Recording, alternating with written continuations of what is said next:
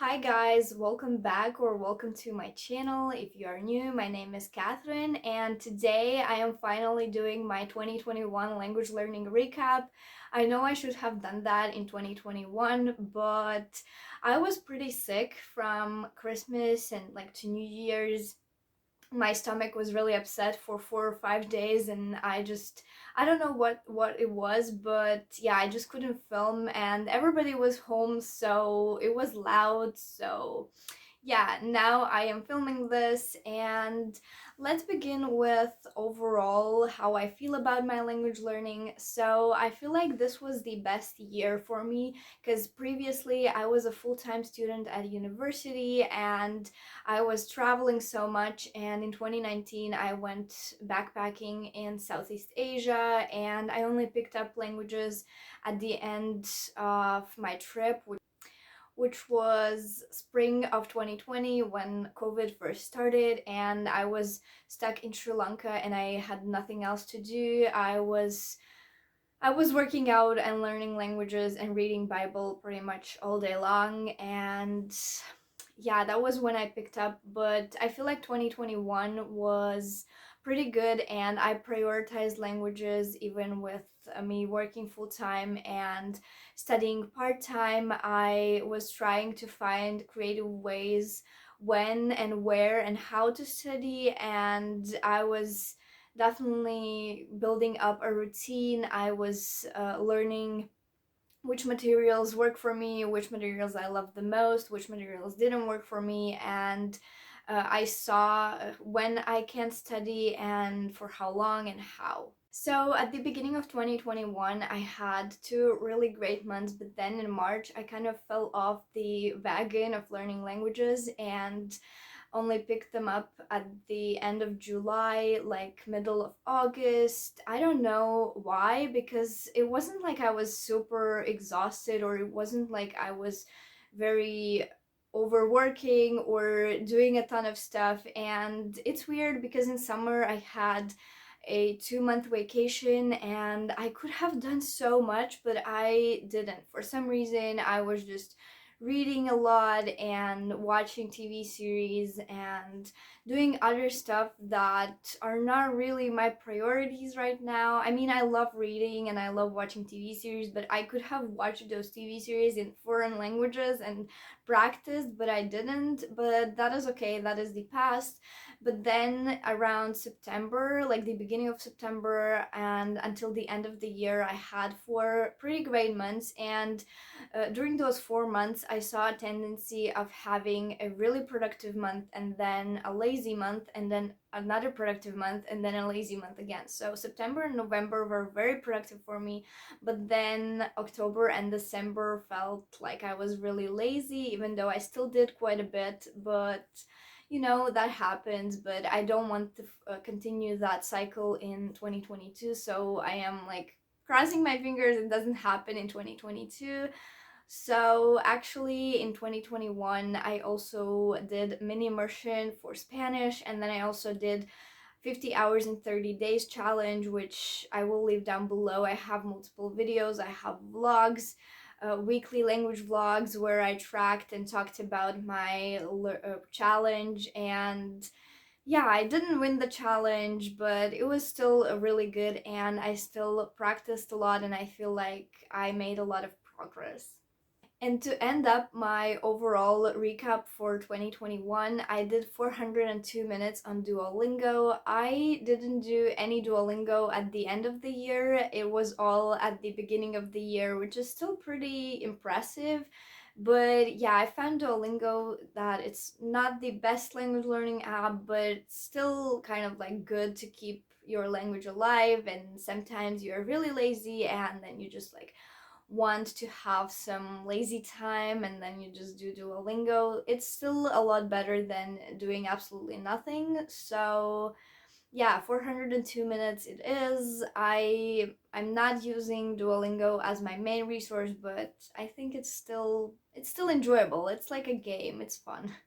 Alright, so now let's go through each language and let's start with Italian. I feel like Italian remained my main focus throughout the entire year. So I started learning Italian at the end of September of 2020, and in 2021 I definitely spent most time practicing and learning Italian, even though the last quarter, the last 4 months, I really wanted to focus on Spanish and German, but that didn't happen, which I am not really sad about. I'm really passionate about Italian. I love Italian language. It's so beautiful. So I am really glad that I made that progress.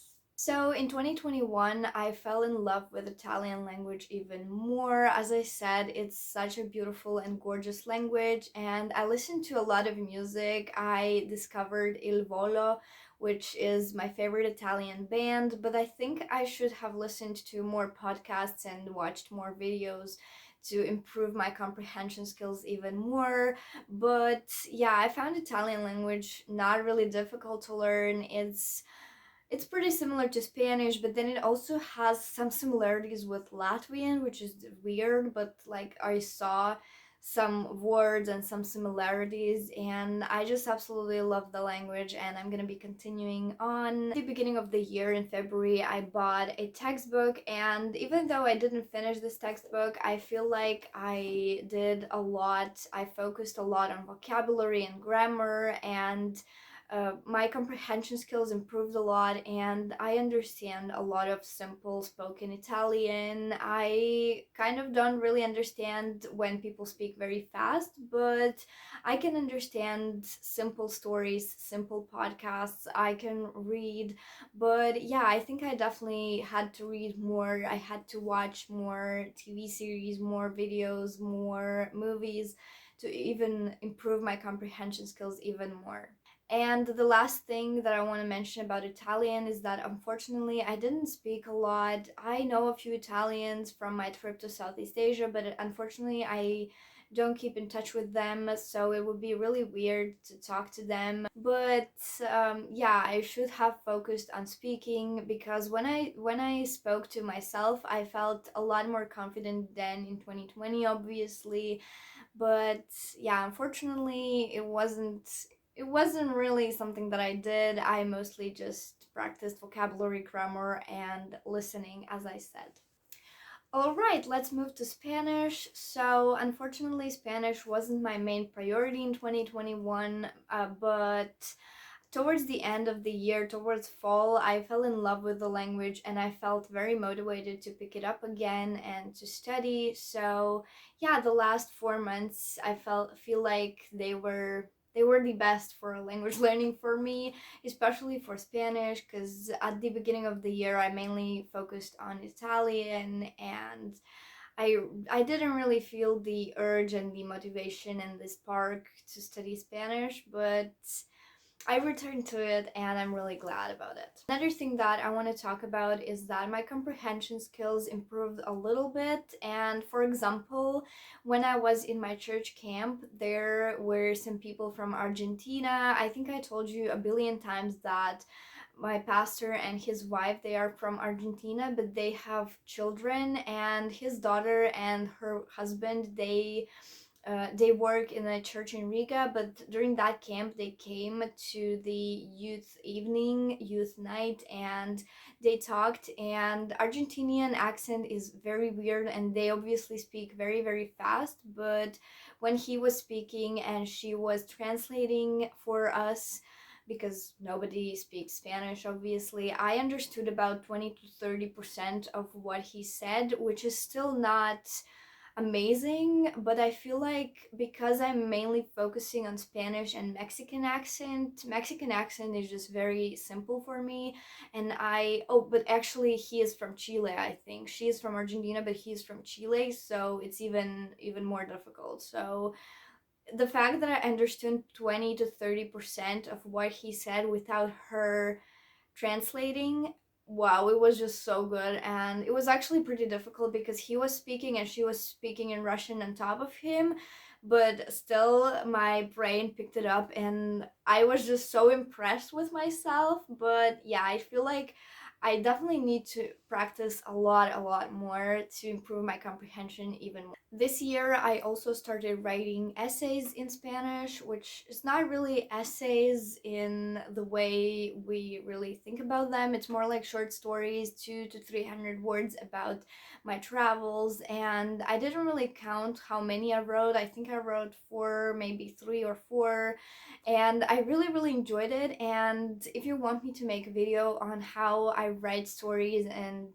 short text in Spanish or in any language, because I plan on writing in Italian this year as well, but if you want me to make a video about that, I will definitely do it. Tell me in the comments. But basically, I was just writing from my head, so when I would write, I never really used Google Translate at the beginning, and if I don't know the words, I just write them in English and then I find the meanings in Spanish. So I think that was a very good practice of outputting, because we are used to input a lot of information but we don't really do output. But when you write, that's a really great way to output and see how much you actually know.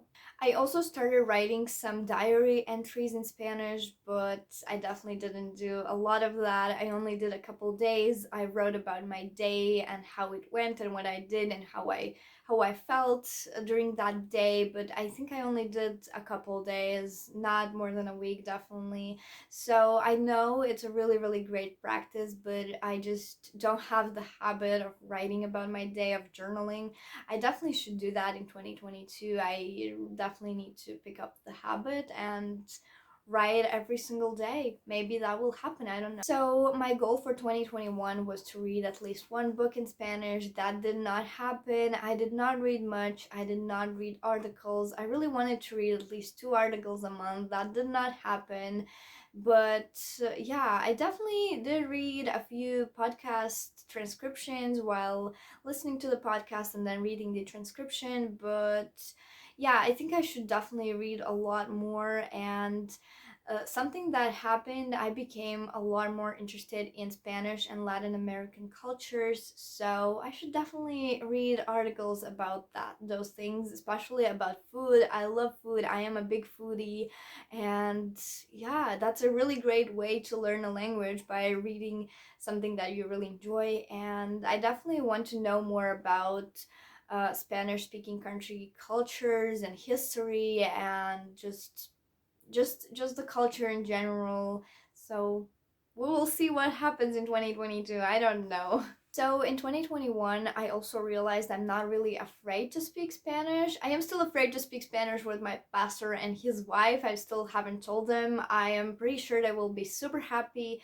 But yeah, I am shy in that area, but I feel like I am not really shy of filming videos in Spanish anymore. I'm not afraid to make mistakes, because I understand that making mistakes is not failing, absolutely. So when we were at school, we would not want to make mistakes because then we would get lower grades. But really, in language learning, you shouldn't be ashamed or afraid of making mistakes, because you can always learn from them and not make them in the future. So yeah, overall, I am actually not really happy with how I did with Spanish in 2021, but I can always improve in the future.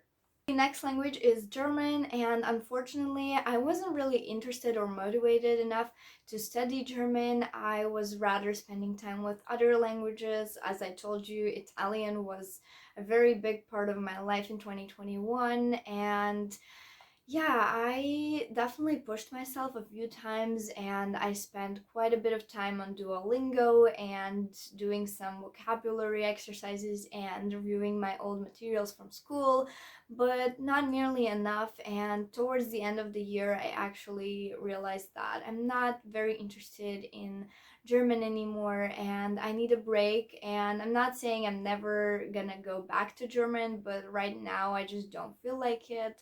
So yeah, in November I decided to like officially stop learning German, stop pushing myself, because I'm not moving forward, and what's the point in pushing myself if I'm not really enjoying it? But even though I wasn't really motivated or interested, I actually listened to a few easy German episodes. I watched a few episodes, and I also watched a few Fixie Show episodes, which I absolutely loved. And I also listened to some worship music in German, which again I really, really enjoyed because I actually could understand, and it was very, very good time, but I didn't do a ton of that. And the last language that I want to talk about is Lithuanian. I only came back to Lithuanian towards the end of the year, and I mainly just maintained the language. I didn't really improve. And during my 50 hours in 30 days challenge, I watched 4 or 5 movies, and during fall, I read 2 books in Lithuanian, and I watched a few videos, but it wasn't really improving or learning that much. It was more like maintaining the language, which I would really love to change in 2022. So if you want to know more about it, go check out my 2022 language goals. And the final thing is that towards the very end of 2021, I started dabbling in Greek. If you don't know what dabbling means, it's basically when you just kind of study the language but without commitment, and like you do 2 minutes on Duolingo, 3 minutes on YouTube, and like you just touch on the language. And I was lazy on 30th of December, and I opened Duolingo, and I decided, you know what, I just want to learn a few phrases, a few things, and I did that for 2 days, and it was very enjoyable, and I think I might dabble in Greek in the future as well. And yeah, even though I felt like this was the best year and I prioritized languages and I committed to learning languages throughout the year, with the exception of the big break, I don't feel like it was that good with my progress. I definitely saw a lot of progress with Italian, but yeah, I can learn from my mistakes, and 2021 is in the past already, and I can just look forward and not make those mistakes in the future. And language learning is ups and downs, and it should be fun. So yeah, I hope you guys enjoyed this video. I hope it wasn't too long, and I will see you very soon. Bye!